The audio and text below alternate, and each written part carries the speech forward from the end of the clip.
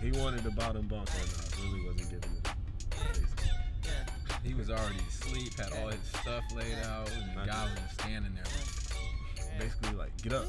I'm like, no, that ain't enough. You gotta get on the time. But if I would have known it was reserved to him, I would have given it. We was already on the train for 5+ hours. I ain't getting it.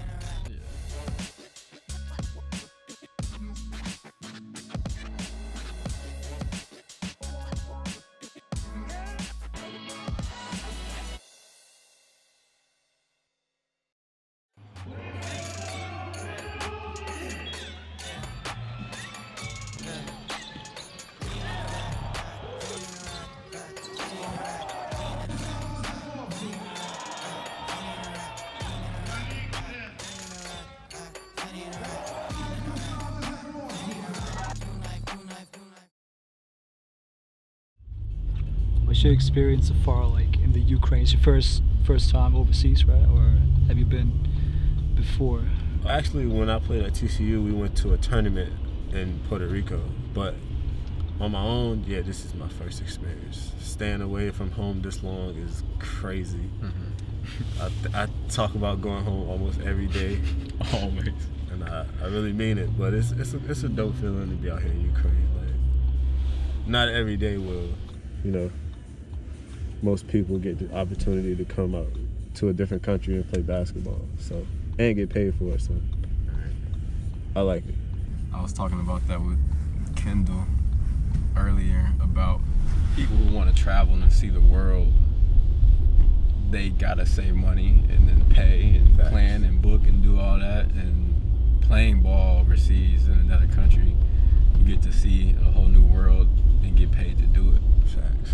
And that's just like, it's a blessing.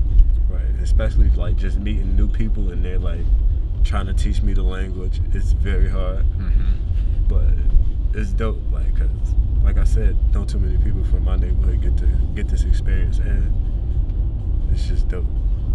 How often are you talking to your friends and family from back home? Every day. That's why I feel like I'm so comfortable out here, because I'm still talking to the same people I talk to every day at home.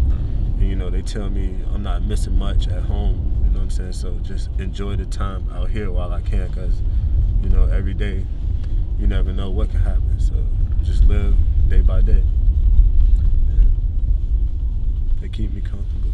You, Kendall, Javon, and the team, I'm comfortable around you guys, so it's like extended family. Yeah, it's important to have those guys you can have a bond with and share things in common with from the States when you're overseas, because they're going through similar stuff. It's just not you alone. So that's big. Facts. Like, do you guys remember like one thing where you felt like it's hard, but I got my teammates to like? I would say the train ride. Train ride? Train ride. It was the longest ride ever for traveling for me. Like to Odessa, right? Yeah, we was on the train for a long time, and it was just like in a tight room with 4 beds. Yeah. And I kind of had like an encounter with a Ukrainian, but we're not getting into all that. But it was just, I don't know, it was different, and I felt like, wow, I never knew. I was right there with you, because they said we'd take a train. I've never taken a train to a basketball game in my life. You either fly or you take a bus or something. But they said we'd take an overnight train to go to Odessa, because it's such a long trip. It made sense to just kind of sleep in the train overnight. We left, I think it was supposed to be like an 8 or 9 hour train ride, and each cabin had 4 beds in it, like 2 bunk beds and like a sliding door. And so in our cabin, we only had 3 Americans on the team at the time. It was me, Malique, Kendall, and the 4th slot was just open. So another just Ukrainian had bought that ticket. And when we got on the train at first, it was just us 3 in there, and we thought, oh, we cool. But at some stop later in the night, the 4th person came in the train and wanted to get their spot that they had reserved, and Malique was already asleep on that spot, not knowing that it belonged to somebody else. Like, how could you know? And won't say anymore. He don't want to. Sounds like an interesting story. Like, yeah, it was just like. so you had a. He wanted the bottom bunk, and I really wasn't giving it up, basically.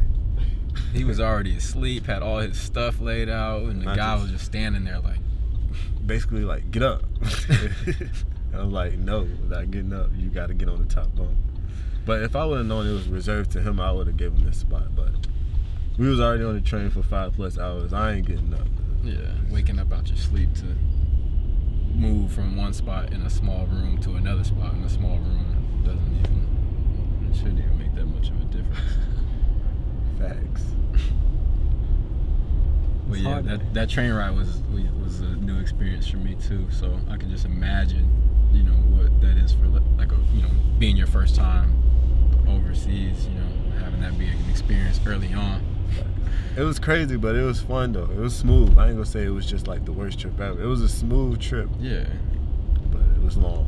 And we woke up in Odessa, which is like, you know, a beautiful location and city in Ukraine. So, you know, it's just like another experience you get to check off of a list, you know, that maybe a lot of other people from back home don't get to do. Facts. I didn't know Ukraine was that big. Ukraine just spread it out so long. Like, it's crazy. I remember you, Mike, telling me that you had to like look up Austria first time you heard about it. Like, what was for you maybe like? Did you know where Ukraine is, what it is, and like? I didn't know nothing about Ukraine. So, I really didn't. I just was like, Ukraine basketball. All right, bet, let's do it. He was like, yeah, it's a nice league, nice competition. We have Americans. I'm like, all right, send me the contract, and I'm there.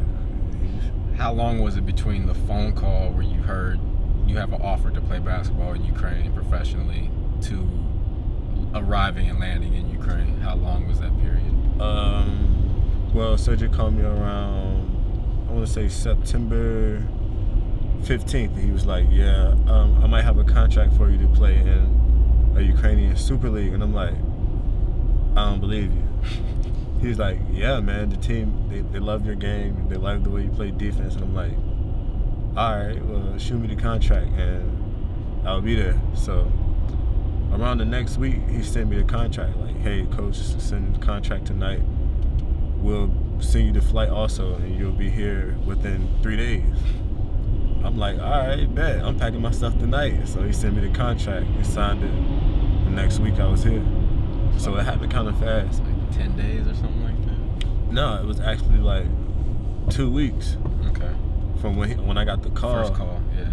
And then the second call, he was just like, hey, I got the contract. And I'm like, all right, when would I be here? He like, this was on like a Saturday night. He was like, we want you to fly in by Wednesday. I'm like, cool. So it happened fast. For it to take so long, it happened kind of fast. You know? And that's a trip because I feel like a lot of people don't understand. People can see people that you play overseas, you're a pro athlete, and they're like, wow, you know, that's great, and it is. But a lot of times you're making a decision to just up and leave and live somewhere completely random to you for 9 months. Actually. And you just make that decision within like 10 days, 14 days, a month. And that's not something that a lot of people do, you know, I feel like in their lifetime. Facts. But like, as for me, you know, I've been playing basketball for a long time. And for me to just like get the opportunity to come to another country just to display my talent, it's just like, it's a no-brainer. Like, I gotta do this. Right. You know what I'm saying? People back home is just looking at me like, you have to do this. Like, it's rooting for you. Yeah, there's no way why. It's no reason not to. It's basketball, something you've been doing, something you always wanted to do.